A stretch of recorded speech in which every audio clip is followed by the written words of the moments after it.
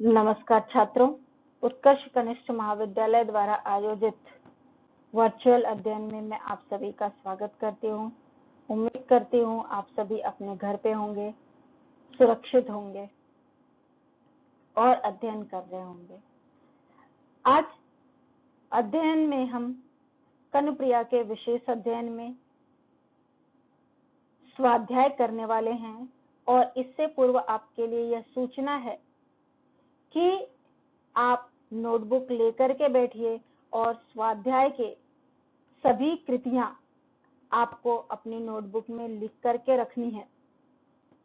College खुलने के बाद आपकी नोटबुक्स, आपकी कॉपियां चेक की जाएंगी, इसलिए और यहाँ पर छोटे प्रश्नों के उत्तर या छोटी कृतियां मैंने लिख करके दी हैं।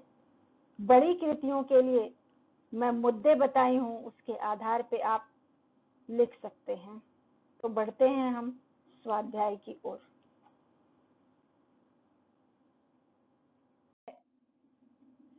कृति 1, कृति पूर्ण कीजिए। तो यहाँ पे पहली कृति दी गई है, कनुप्रिया की तन्मयता के गहरे क्षण सिर्फ। तो यहाँ पे कनुप्रिया के गहरे क्षण कौन कौन से हैं, इसका उत्तर आपको चारों सर्ग में से मिलेगा। हर सर्ग का एक एक वाक्य है। पहला वाक्य है भावावेश थे, दूसरा वाक्य सुकोमल कल्पनाएं थी, तीसरा रंगे हुए आकर्षक शब्द थे, चौथा निरर्थक अर्थहीन शब्द थे। मीन्स कनुप्रिया तन्मयता के क्षणों में ये सारी चीजें अनुभव करती है। दूसरी कृति, कनुप्रिया के अनुसार यही युद्ध का सत्य स्वरूप है। कभी भी जब युद्ध होता है तो जो उसका भयंकर परिणाम है, वो सारे परिणाम जो हैं वो कनुप्रिया अर्थात राधा के अनुसार युद्ध का सत्य स्वरूप है। तो यहाँ पर मैं पॉइंट्स लिखी हूँ। पहला पॉइंट, शस्त्रों से लदी हुई अगणित नौका।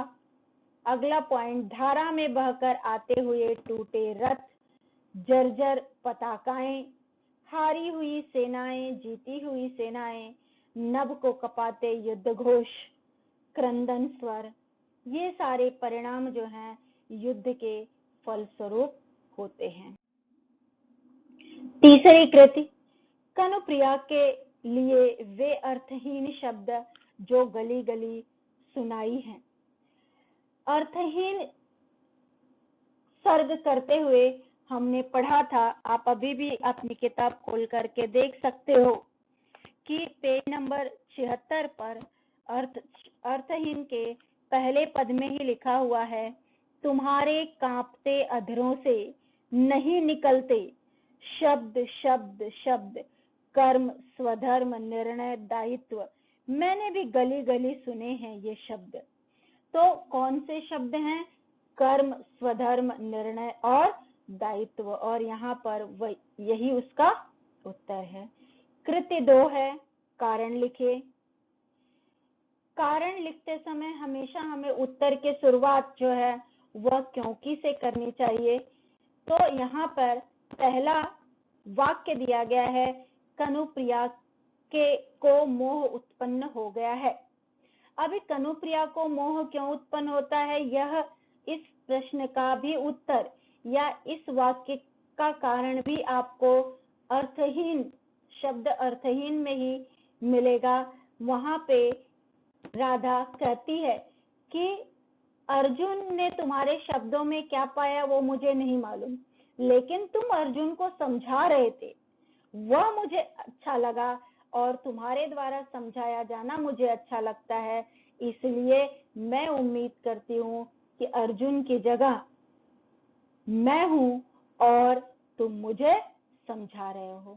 तो यहाँ पे उत्तर आएगा क्योंकि कनु के द्वारा समझाया जाना उसे अच्छा लगता है। दूसरी कृति, आम की डाल सदा सदा के लिए काट दी जाएगी। यह कारण अमंगल छाया से लिया गया है। यहाँ पर राधा का अवचेतन मन राधा को समझाते हुए कहता है कि कृष्ण की अक्षौहिणी सेनाएं इसी रास्ते से जाने वाली हैं और उसमें तीव्र वेग से चलने वाले बहुत सारे रथ हैं और उन रथों में ऊंची ऊंची ध्वजाएं हैं। तो अगर वो ध्वजाएं या रथ किसी भी कारण से आम की डाल में फंस गया तो उसकी गति मंद पड़ जाएगी। तो यहाँ पे कृति आएगी, क्योंकि कृष्ण के सेनापतियों के वेगगामी रथों की गगनचुंबी भुजाओं में या यह डाल नीचे अटकती है, इसलिए यहाँ पर आम की डाल को काट दिया जाएगा। अगली कृति की तरफ बढ़ते। कृति 3 में व्यक्ति को कर्म प्रधान होना चाहिए, इस विषय पर अपना मत लिखना है। यहाँ पर एक श्लोक और एक दोहा मैंने लिखा है, आपको भी स्मरण रहेगा तो आप इसका उपयोग कर सकते हैं। श्लोक गीता का है, श्रीमद् भगवद गीता। कर्मण्येवाधिकारस्ते मा फलेषु कदाचन, अर्थात हमें कर्म करते रहना चाहिए, फल की चिंता नहीं करना चाहिए। दूसरा दोहा रामचरितमानस के रचयिता तुलसीदास जी का लिखा हुआ है, कर्म प्रधान विश्व करि राखा, जो जस करहि सो तस फल चाखा। अर्थात हम जो कुछ करते हैं उसके अनुसार ही हमें फल मिलता है। तो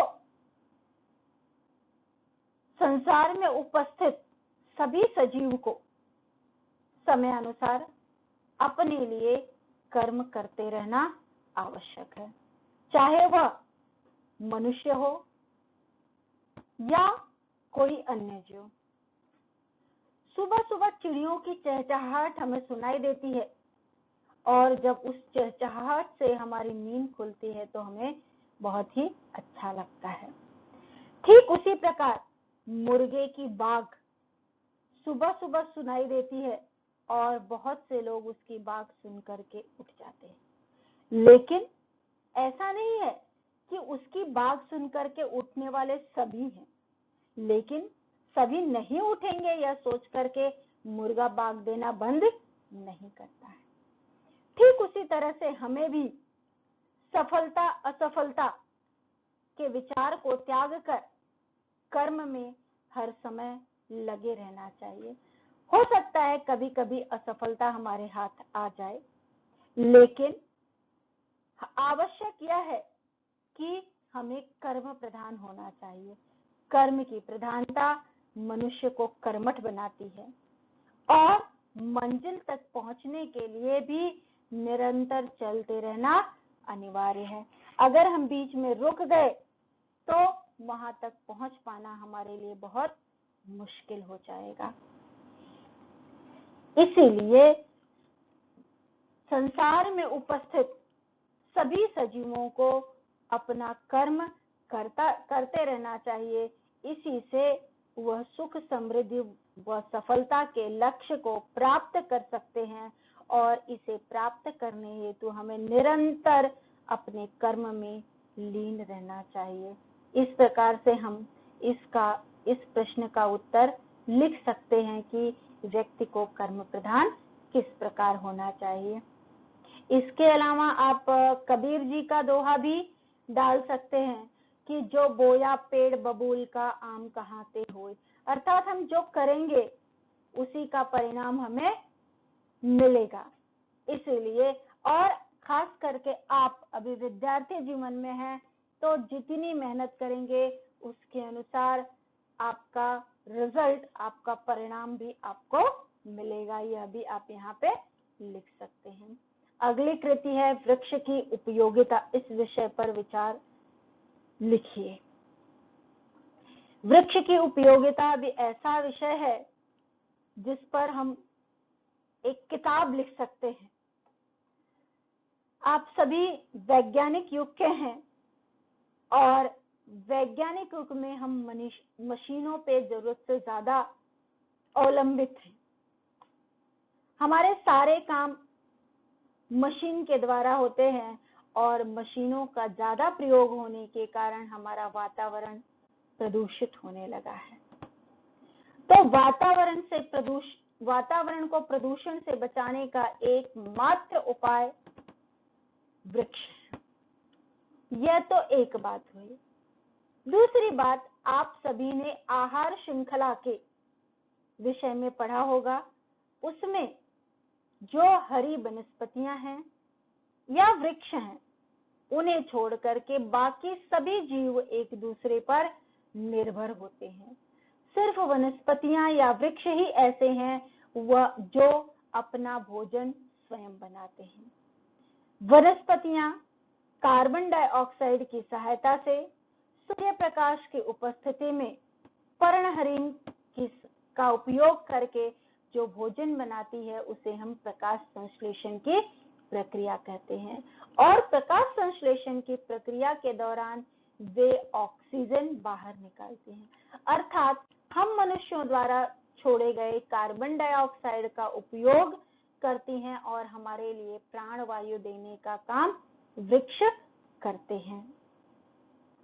इनके अलावा पेड़ों का संरक्षण करने से हमें मिट्टी के अपक्षरण में या भूमि के कटाव में भी सहायता मिलेगी। बड़े बड़े पेड़, उनकी जड़ें जमीन में गहराई तक जाती हैं, वह मिट्टी को रोक करके रखती हैं, मिट्टी में नमी रहती है, जिसके कारण भूमि का कटाव नहीं होता है। मिट्टी जो है बहुत बार हवा के माध्यम से या पानी के माध्यम से बह जाती है, लेकिन अगर पेड़ अधिक रहेंगे तो वह मिट्टी बहेगी नहीं। इनके अलावा वर्षा को नियंत्रण करने के लिए भी वृक्षों का उपयोग है। जिस प्रकार से आपने आहार श्रृंखला के विषय में पढ़ा है, उसी प्रकार से आप जल चक्र के विषय में भी पढ़े हैं। तो पेड़ जो है या वृक्ष जो है वह हमें पानी या वर्षा चक्र को नियंत्रित करने में भी हमारा सहयोग देते हैं। हम शहरों में तो वर्षा के पानी पर निर्भर हैं ही, गांवों में भी किसान अपनी खेती के लिए वर्षा के पानी पर निर्भर होता है। तो यदि वृक्ष होंगे तो वर्षा भी अच्छी होगी, और यदि वर्षा अच्छी हुई तो हमें अन्न और धन दोनों की कमी नहीं होगी।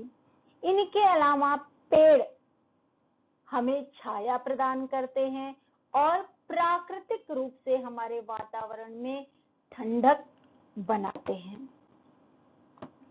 साथ ही साथ वायु प्रदूषण, ध्वनि प्रदूषण दोनों को कम करने में भी वृक्ष सहायक है।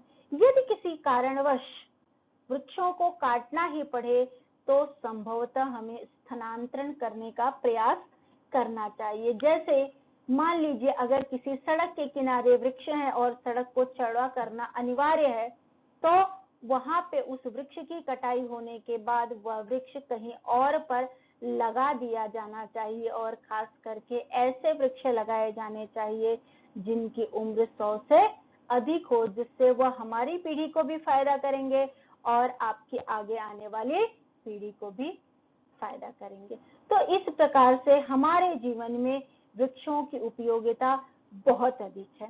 यहाँ पर हम संस्कृत का एक श्लोक का भी प्रयोग कर सकते हैं कि परोपकाराय फलन्ति वृक्ष, परोपकाराय दुहन्ति गाव, परोपकाराय बहन्ति नद्यः, परोपकाराय सताम विभूतयः। तो ये भी यहाँ पे आप चाहें स्मरण रहेगा तो लिख सकते हैं। अभी अगली कृति की तरफ चलते हैं। पाठ पर आधारित लघुत्तरी प्रश्न। इसमें पहला प्रश्न है, कवि ने राधा के माध्यम से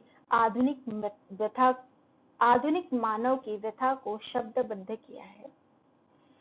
डॉक्टर धर्मवीर भारती की रचना कनुप्रिया के बारे में सबसे पूर्व में ही हमने कहा था कि यहाँ पर भारती जी ने ऐसी स्त्री का वर्णन किया है जो कि आधुनिक है और अवचेतन मन द्वारा ही सही अब कनु से अनेक प्रकार के प्रश्न करती है।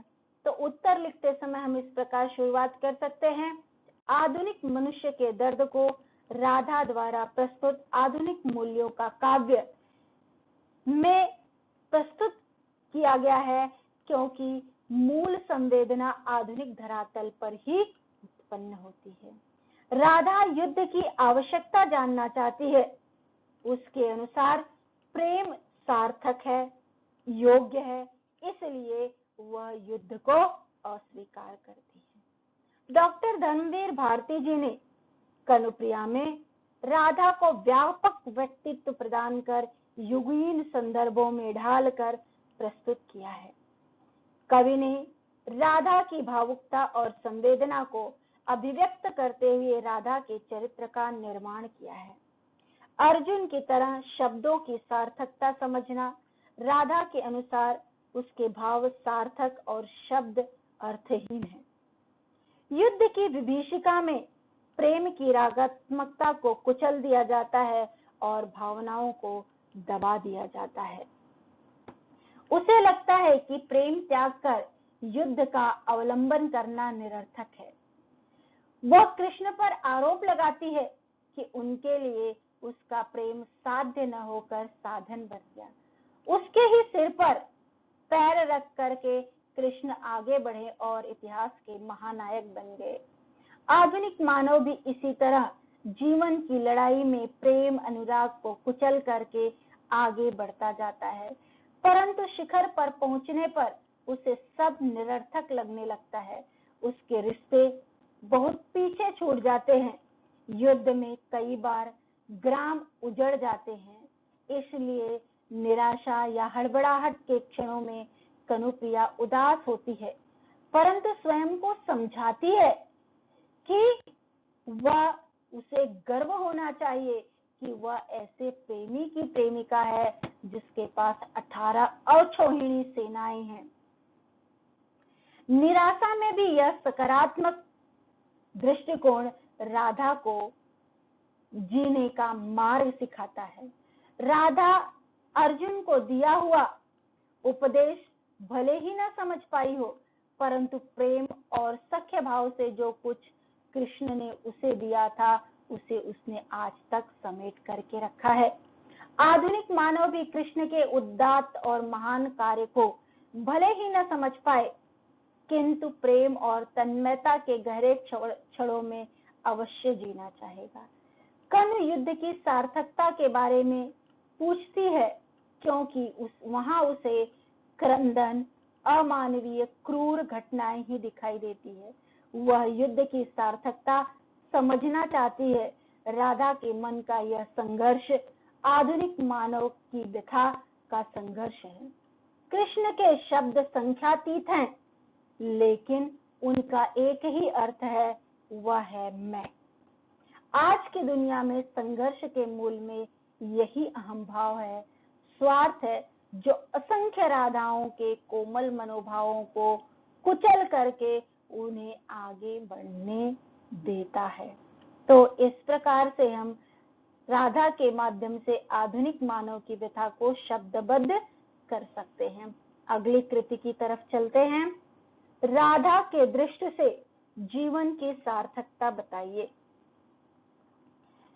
डॉक्टर धर्मवीर भारती द्वारा लिखित कनुप्रिया में भारती जी ने बताया है कि राधा को लगता है कि प्रेम को त्याग कर युद्ध का अवलंब करना बिल्कुल जरूरी नहीं है। रचनाकार कहते हैं कि हम बाह्य जगत को जीते हैं, सहते हैं, अनुभव करते हैं, फिर चाहे वह युद्ध हो, चाहे बलिदान हो, परंतु महत्व चरम तन्मयता के क्षण का ही है, जिसे हम अपने भीतर साक्षात्कार करते हैं। आंतरिक सुख बाह्य अनुभूति से अधिक महत्वपूर्ण होता है। अतः राधा की दृष्टि से आंतरिक खुशियां अधिक मूल्यवान हैं। नाट्य के रूप में यहाँ पर राधा अपने आप को समर्पित करती है।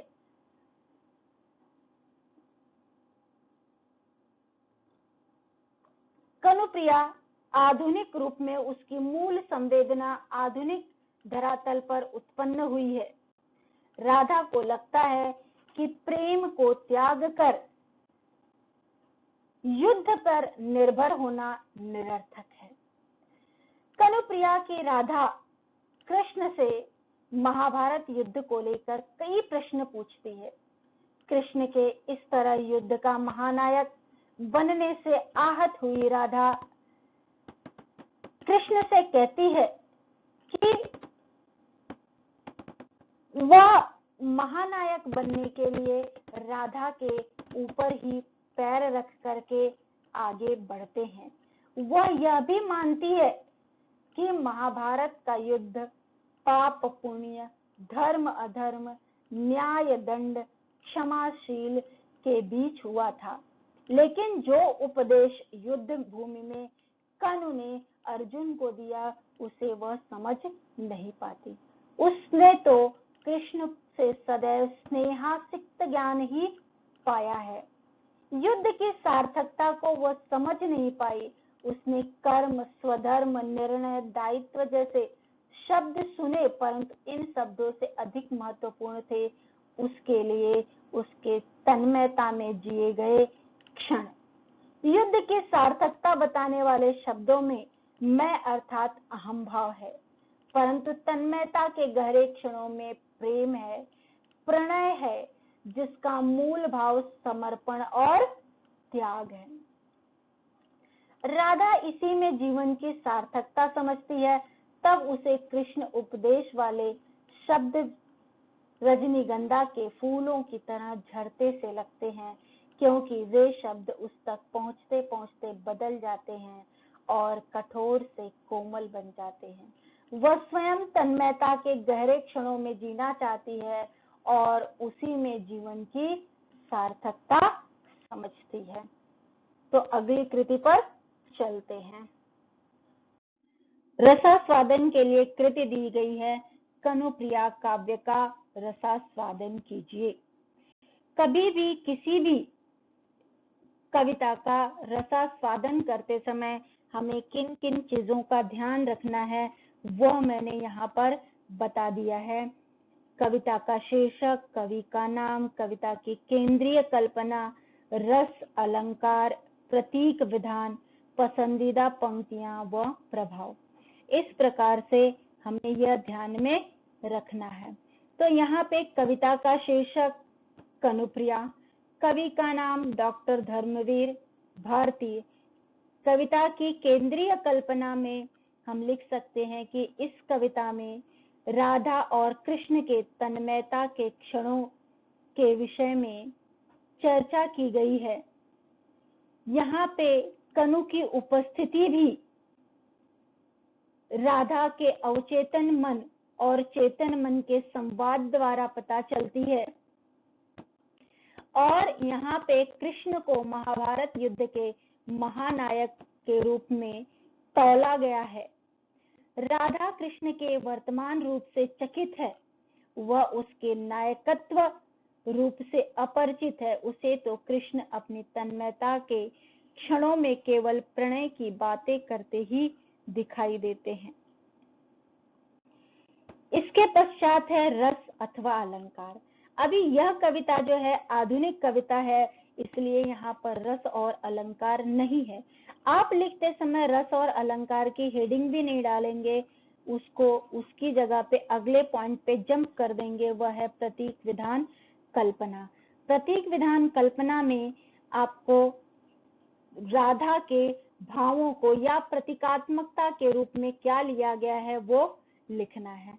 जैसे राधा कनु को संबोधित करते हुए कहती है कि मेरे प्रेम को तुमने साध्य न मानकर साधन माना है। इस लीला के क्षेत्र से युद्ध क्षेत्र तक की दूरी हटा कर करने के लिए तुमने मुझे ही सेतु बना दिया। यहाँ लीला क्षेत्र और युद्ध क्षेत्र को जोड़ने के लिए सेतु जैसे प्रतीक का प्रयोग किया गया है। कल्पना भी आप यहाँ पर जोड़ सकते हैं। प्रस्तुत काव्य रचना में राधा और कृष्ण के प्रेम और महाभारत के युद्ध में कृष्ण की भूमिका को अवचेतन मन वाली राधा के दृष्टिकोण से चित्रित किया गया है। अगली पंक्ति है, पसंद की पंक्तियां अथवा प्रभाव। आप जो चाहें वो पंक्ति ले सकते हैं, लेकिन मैंने यहाँ पर अमंगल छाया का अंतिम पद लिया है। अमंगल छाया का अंतिम पद क्यों लिया है मैंने, तो वहां पर निराशा में आशा दिखाई देती है। अंतिम पद कौन सा, दुख क्यों करती है पगली, क्या हुआ जो कनु के ये वर्तमान अपने, तेरे उन तन्मय क्षणों की कथा से अनभिज्ञ हैं। उदास क्यों होती है नासमझ, इस भीड़ भाड़ में तू और तेरा प्यार नितांत अपरिचित छूट गए हैं। गर्व कर बावरी, कौन है जिसके महान प्रिय की 18 अछौहिणी सेनाएं हों।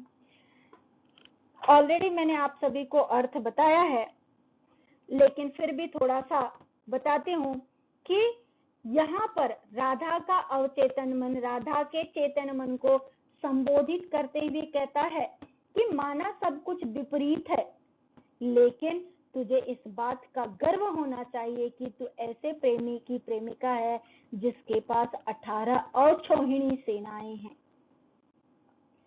अंत में कंक्लूड करते हुए, तो इस प्रकार से कनुप्रिया जो है आधुनिक समय का काव्य है। इसमें राधा स्त्री होते हुए भी पुरुष रूपी कान्हा से अनेक प्रकार के प्रश्न करती है और उसका जवाब भी जानना चाहती है। इस प्रकार से आप रसास्वादन कर सकते हैं और इस तरह हमने कनुप्रिया का स्वाध्याय पूर्ण किया। उम्मीद करती हूँ कि आप सभी को अच्छी तरह समझ में आया होगा। यहाँ पर हम विराम ले और आपसे उम्मीद करती हूँ आप घर पर रहें, स्वस्थ रहें, मस्त रहें और अध्ययन का कार्य करते रहें। धन्यवाद।